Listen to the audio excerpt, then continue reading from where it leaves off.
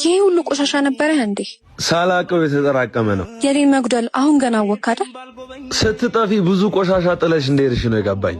የት ጠፍተሽ ነው አይባልም? መሄጃሽማ ይታወቃል። ያለውበትን ካወቅ ቆሻሻውን ከምስጥለው መታ አትሰጠኝ? ለምንድን ነው የመጣሽው? የዛሬ ዓመት ትዝ ይልሃል? የፍቅረኛሞችን ቀን እኮ ውጪ ነበር ያከበርነው። እሱን ለማስታወስ ነው የመጣሽው? ይቅርታ። ይቅር ብዬሻለሁ። በጣም ደግ ሰው ነህ።